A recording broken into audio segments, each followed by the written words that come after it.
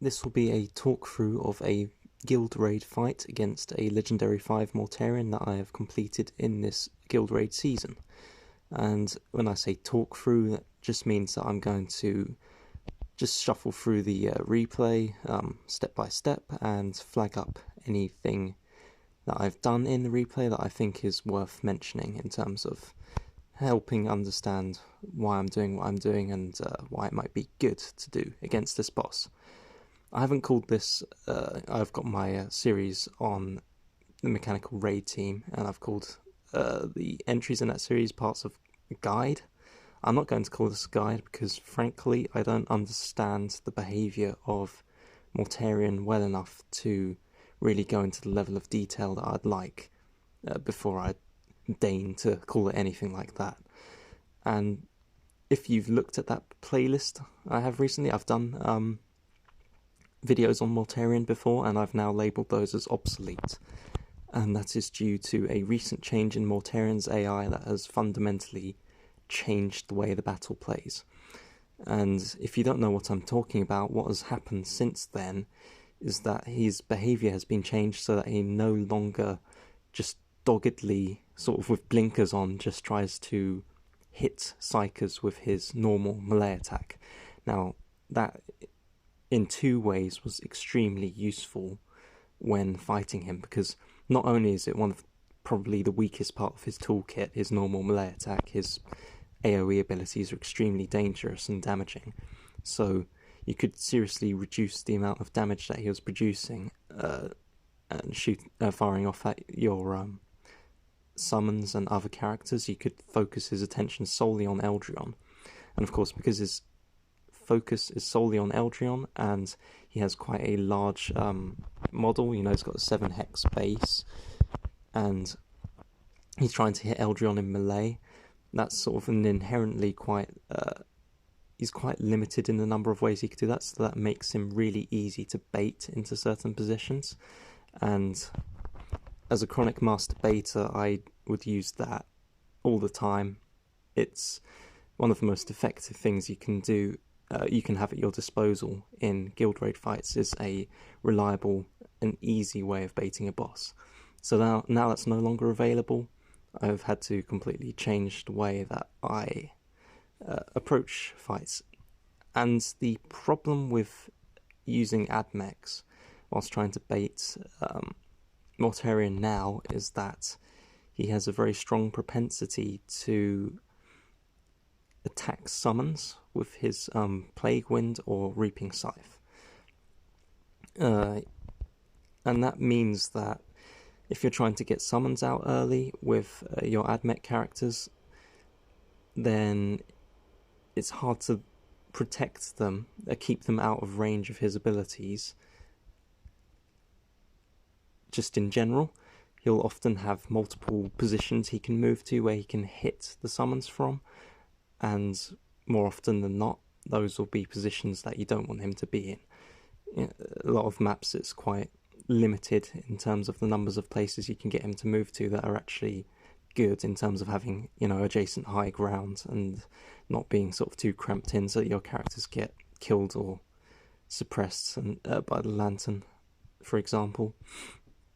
This map is not too bad because there's a very large area of low ground here to exploit, but even so, I'm not looking forward to fighting this boss. It's okay on this map, but on other maps there's very limited high ground, and I'm not sure that the admech will be doing very well against them there, but here at least it's still okay. So with those preliminaries out of the way, I'm not going to look at his stats and abilities. I've already done that before. And again, a lot of the things that I'm doing here, I wouldn't say they've been learned through trial and error, because I'm not just, flinging shit at a wall and seeing what sticks in terms of strategy. I'm trying to do things logically. It's just now with his AI changes, he does tend to throw out a few curveballs, and I'm still yet to entirely grasp why he does what he does. And that is with having my guildmates and myself submit lots of replays of fights against him and sort of going through each one step by step again, trying to figure out exactly why he's doing what he's doing. And despite all that, it's still kind of an enigma. So yeah, it's not the easiest to figure out why he's doing what he's doing. And I think the best thing you can really do if you're struggling to understand his behaviour is to just share those replays and look for commonalities between what's happened in replays and what you're currently doing in your battle against him. You know, I'll be using Aleph in a way where I'll deploy her scarabs so that they're not adjacent to her. I didn't figure that out just by, you know, having an insight into Mortarion's underlying behaviour. I just know that nowadays, if you spawn scarabs and they're adjacent to Aleph, Morty is now very likely to hit Aleph with his Reaping Scythe to kill both Aleph and the Scarab Swarms, just because that's quite a nice, juicy target for him to attack. Previously, with his previous behaviour, I don't think he'd even use his Reaping Scythe in the second turn, but now he'll do that. For example, that's just one thing that I have learnt. So, I'll cover more of the things I've learnt, but I'll do that as the battle's actually playing out so you can kind of see what I'm talking about better. So, to start with, I am barely moving my characters at all. And there's a good reason for this. The reason for this is to do with baiting. So I've said that baiting him is difficult now due to the unpredictability of what abilities he'll use and his propensity to go after summons rather than going after Eldril. However, you can still make him... where he casts his lantern is still 100% predictable, in that he will try and cast it to cover the maximum number of targets possible within its sort of area of effect, the 9 hexes that it covers. The problem with this is he's only scripted to do it either in his first turn, but that will only occur if he has a target in range to cast the lantern on. I say that's a problem, this is actually a good thing. So if he's unable to cast the lantern in the first turn because he literally has nothing in range, he'll instead always cast it on the second turn. Or, you know, maybe in the third turn if he still hasn't got any characters within range, but you'd think that by the second turn, due to his movement range and the range of the lantern, he'll have managed to get far enough across the map to use the lantern. I don't think it would be possible to delay him until the third round to cast the ability. So what I'm doing here is not moving any of my characters far enough forward that he can hit them with the lantern. That means that he'll then be forced to cast the lantern in the second turn, and due to the predictability of that, how he casts that ability, I can manipulate him onto the low ground by loading this area up with characters and spore mines. But yeah, if I moved Actus here, for example, or even here or here, then Morty could move so his southern edge is here, cast the lantern down to cover this area, so it'd be hitting Actus here. So not only would that sort of deny me the ability to move up unless I move my characters into the low ground, that's not the important point here. The important point is that I have essentially wasted my opportunity to make him act in a predictable manner by allowing him to cast the lantern in the first turn. I want him to behave nice and predictably when I am luring him down into the low ground, and it's really worth sacrificing a turn to be able to get that low ground damage bonus against him. And in all honesty, due to just how restrictive the lantern is when it's cast in terms of how you can move your characters, it's barely even wasting a turn, because it's quite hard to actually make anything of moving your characters up in the first turn anyway.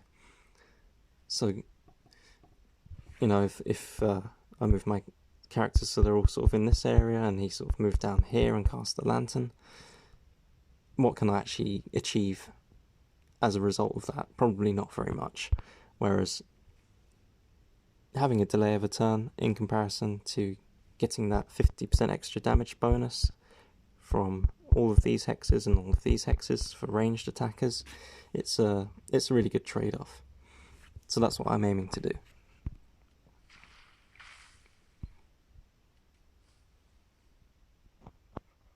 So now Mortarion has moved here, and due to his movement range of 3, he can move into this position on the low ground. So that's where I want to draw him to. I also want to move Actus and Tan up into this area of the map to start shooting down on him from the high ground up here.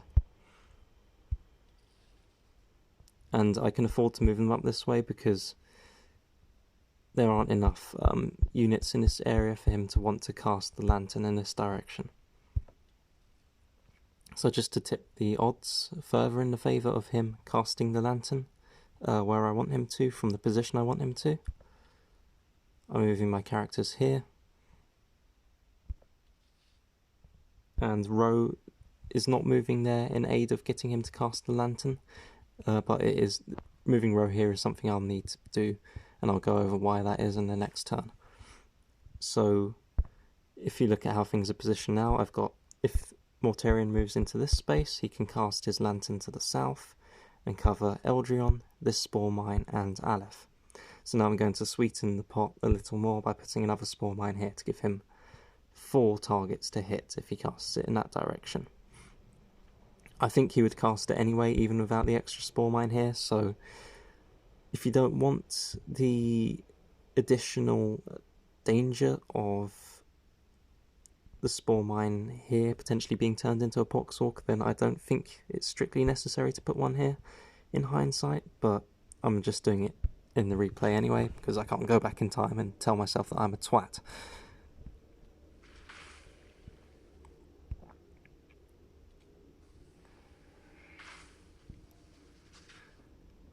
So, a little unfortunate there, I've got the Poxwalker, but first things first, now come to the reason why I've left Eldrion here and Ro here. And if you remember, I said before about how Aleph, if she spawns her scarabs normally, she'll just be hit by a Reaping Scythe and die. Well, this is the solution I came up for this problem, and this is to have Ro and Eldrion adjacent to Aleph so that when she spawns her scarabs, they spawn much further away from her, so far away that Morty can only hit one thing at a time out of the scarabs, Aleph or Aleph. So he'll no longer be tempted to use his Reaping Scythe against them to kill all 3 units in one fell swoop. Of course, I don't want to keep Eldrion and Ro in this position, so to achieve this little manoeuvre I need to have Eldrion and Ro already here at the start, in these 2 positions at the start of the turn, so that I can now move them away from these positions and get them out of danger. Well, get Eldrion out of danger, and in Ro's case, get him up onto the high ground so he can start doing some proper damage. But yeah, very important here, do not move Ro and Eldrion away from where they are until you've spawned Aleph's scarabs. So now I take care of the Poxwalker, and here, when I'm attacking with Tan, not only is it important that I do the heal with Actus to get him to attack, but also that Actus is in this specific position. Now, due to the recent AI changes, again, Mortarion, he behaves quite stupidly. He likes to use his Plague Wind in the turn following this one, but it seems that he really likes to summon target summons more than he likes to target characters, and this works in some really quirky ways, because if you think about his Plague Wind, it does more damage the further away from the sort of epicenter of the attack you get. So if you were to use Plague Wind on Tan here, then this guitarist would take even more damage than Tan, both in terms of the fact that Plague Wind does more damage the further away from the epicenter it gets, and also because summons take double damage. So you might think, under the previous AI, Mortarion liked to maximise the number of kills he got when using his abilities. This is no longer the case. If you have Tan here and a summon here, because Tan is a character and not a summon, he doesn't seem to like to prioritise attacking characters with the Plague Wind. He'll instead, again, prioritise attacking summons. Never mind the fact that if he were to attack Tan with the Plague Wind, that would do more than enough damage to kill the Skitaris, more than twice the requisite damage to kill the Skitaris. For some reason, that just doesn't seem to matter now.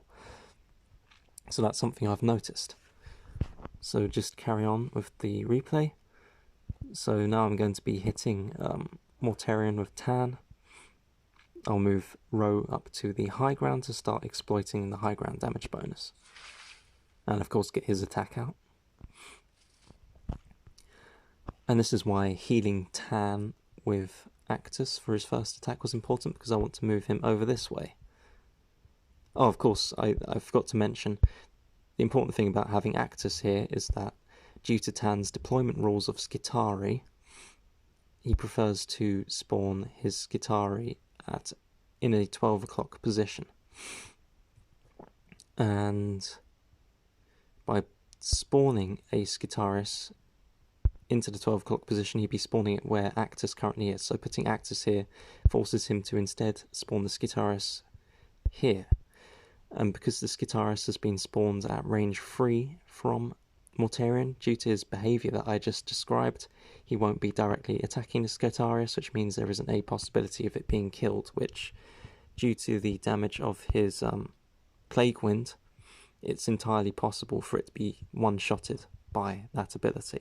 So I don't want my Skitari to be killed prematurely, because I need their hits to trigger Ro's passive. So instead I'll be providing him with a nice, juicy alternative target. Yeah, I'd assume that if I spawned any Skitari in range of him, that would just be putting a big target on their back. So now I've moved Tan to this position, and again he'll be spawning a Skitaris at the 12 o'clock position relative to himself, which means that he'll be spawning Skitaris again at range 3 from Mortarion, so it won't be directly targeted with a Plague Wind.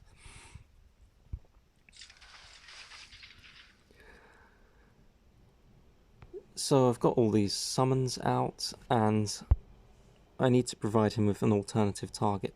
So what I'm going to do is put a Spore Mine here. So this achieves... this is a twofold useful thing to do. The first useful thing it does is it stops him from moving out of the low ground into this area here, or this area here.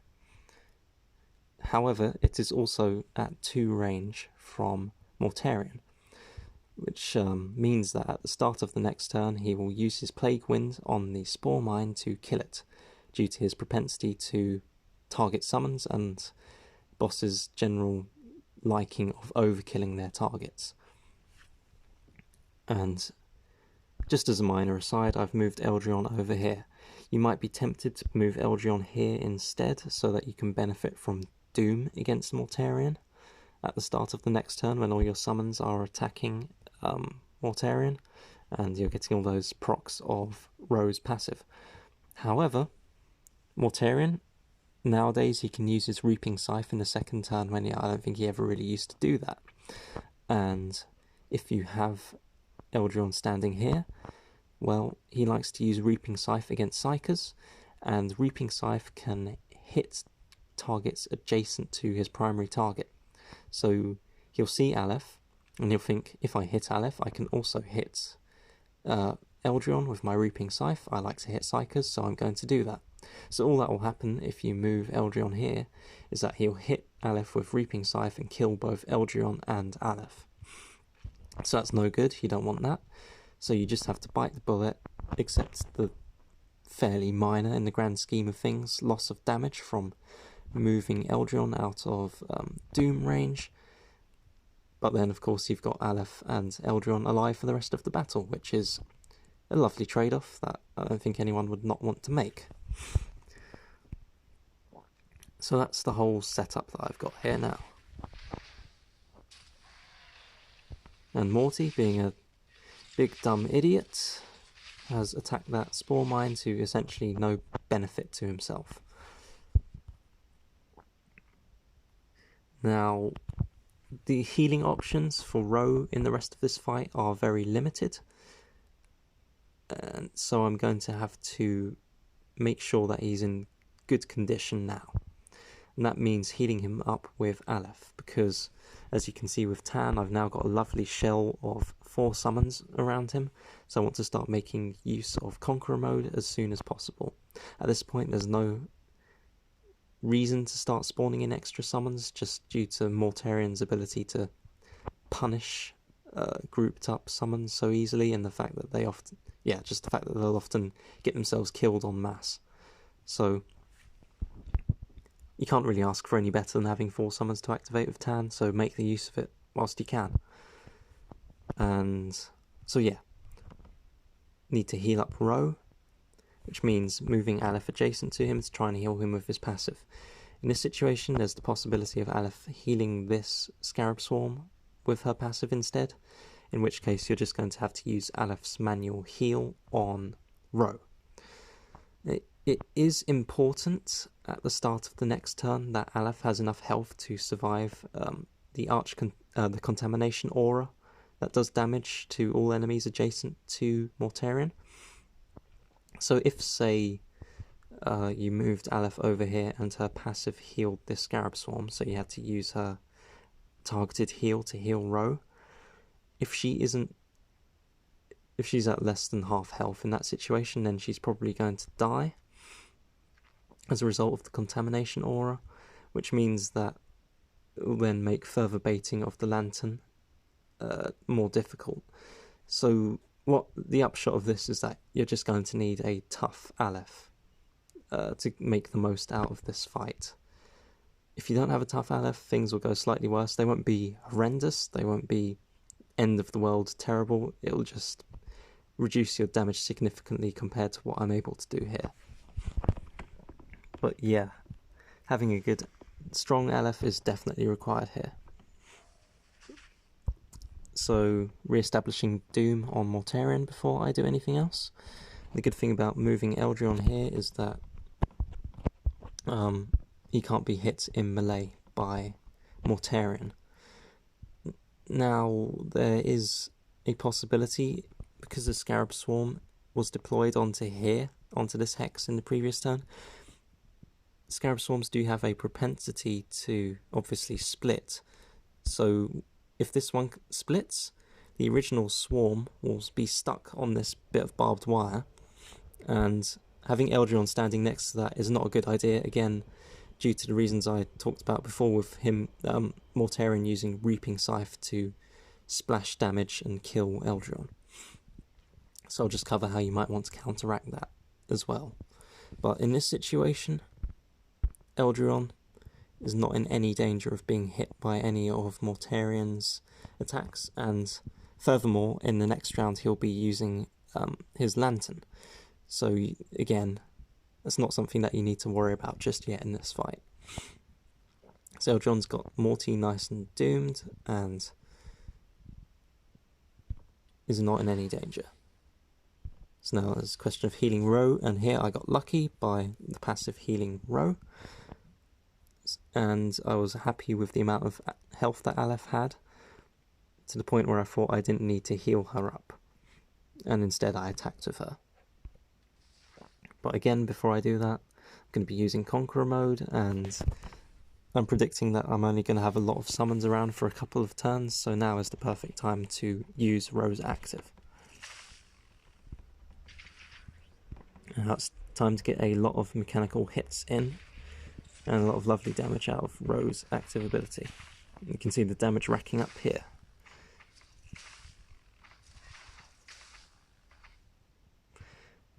And the reason for moving Actus to this hex and not this hex is obvious if you understand how the lantern works with its targeting, which again, I'll repeat, is Mortarion tries to capture as many targets within the area of effect of the lantern as possible. So if I'd moved Actus here, Mortarion could stay in place and cast the lantern to the northeast, in which case it would be encompassing 5 targets. However, because I've moved Actus here, if he casts it to the northeast, now it's only covering 4 targets. And you'll see that to his north, you have 3 targets. So I can put a spore mine onto this barbed wire here, or anywhere within the area of effect of the lantern, if Morty were to cast it to the north, and that would also give him 4 targets to hit with the lantern.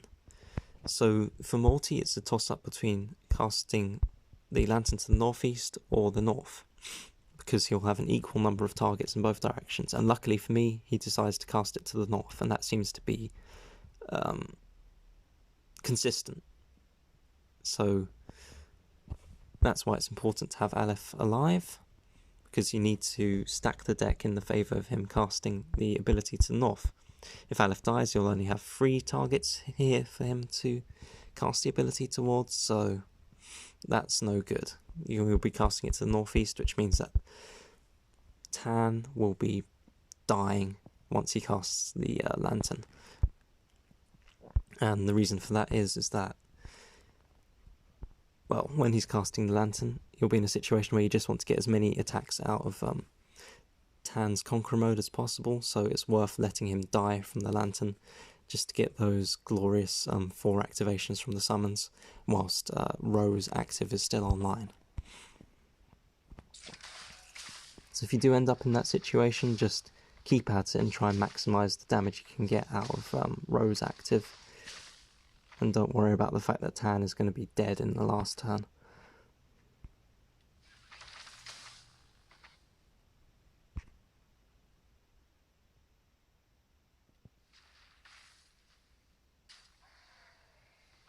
So a successful bait of the lantern to the north.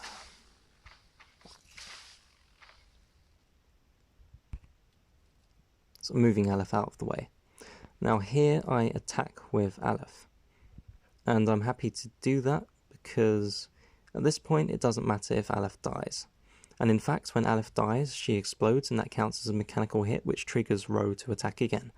So if I healed Aleph here, she'd be alive, okay, and then I could attack with her in the final round. And in the final round, Ro's active will have worn off, so he'll only be dealing 2 hits via his passive ability. But if I attack with Aleph in this turn, Ro, when his passive gets triggered by that, he'll be doing the additional damage from his active ability, and also when Aleph explodes and that triggers Ro's passive, that will also count as Ro's active will still be online when that occurs. So again, he'll get those additional extra couple of hits from still having his active online. So in this situation, not healing Aleph makes sense. But I did speak before about how there could potentially be a Scarab Swarm here, if you just have a lot of Scarab Swarms on the map. In which case you'll want to heal Aleph. Why is that? Well, if the Scarab Swarm is here, then if you put Eldryon here, here, or here, then Mortarion can hit the swarm with the Reaping Scythe and kill Eldryon. This area of the map is already quite cluttered, so if you move Eldryon onto this hex, then you could risk Ro being hit by Reaping Scythe instead, which you definitely don't want, because then Eldryon and Ro will both be being killed. If you move Ro onto the barbed wire, then he'll be killed by Mortarion's Contamination Aura. So realistically, you can't move Eldryon here, here, here, here, here, without something going wrong.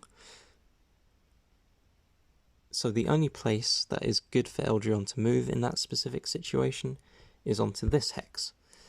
However, if Aleph gets killed by the Contamination Aura at the beginning of the next turn, Mortarion can move so his southwestern edge is sort of in this area here, and then he can melee Eldryon with Reaping Scythe and once again kill Eldryon. So the only way to prevent a catastrophe in the final round, essentially in that specific situation, is to heal Aleph up so that she survives Mortarion's Contamination Aura, and blocks him from moving into this area so that you can have Eldryon standing here and dooming Mortarion, and not in any danger of being killed by the Reaping Scythe. And instead what he'll do is cast the Plague Wind to kill this Skitarius and do some damage to the Scarab Swarms that will be here. And you can maybe try and sweeten the deal by putting a Spore Mine over here as well, just to really increase the odds of him using Plague Wind, which is really the best outcome. But of course, if you do that, you'll have to deal with the 10% possibility that Spore Mine might be turned into a Poxwalker, which can distract your summons in the final turn and really put a damper on any damage that you might be able to do in the final turn. So here I opt to not use a Spore Mine at all, just to give myself the maximum possibility of avoiding Poxwalkers from being spawned and putting a dent in my damage output. So just attacking with Aleph there, not healing up as I've explained, using Actus's active ability just to get one extra attack out of my mechanical summons whilst Rose active is still online. There's no better time for me to use it really. And just keep hammering away with Tan. Rose in good position, so I'm just going to leave him there. And once again, because of this Scarab Swarm here, Mortarion can't move out of the depression that he's currently in. He can't move over this way because of Roe blocking him, and he can't move to melee Eldrion because of this little bit of high ground here blocking the path to him. And he won't move over this way because that will take him further away from the targets that he wants to hit. So again, with this situation, I've just kind of guaranteed that Mortarion can't move anywhere. If I was less lucky with the replications of my Scarabs, he could potentially move up into this hex if there wasn't this Scarab Swarm blocking... this area, if there wasn't this Scarab Swarm blocking the way. So that's just something to watch out for as well. But otherwise, he can't really go anywhere, so again, I'll be free to keep pounding on him from the high ground in the next turn.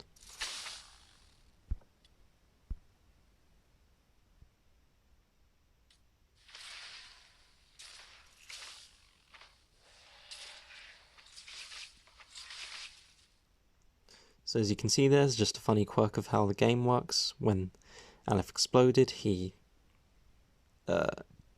Roe dealt damage with his passive ability, his active was still online, and then immediately afterwards, when he was started to be triggered by the attacks of my mechanical summons, suddenly his active isn't working anymore. But the main thing here is I have 2 summons left that I can trigger with Conqueror mode, and Eldrion's still alive, Roe's still alive, Mortarion's on the low ground, so everything is as good as it really can be, I think, in this situation.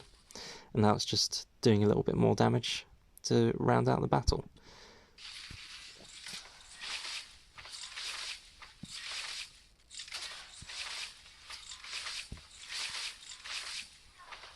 And that is that.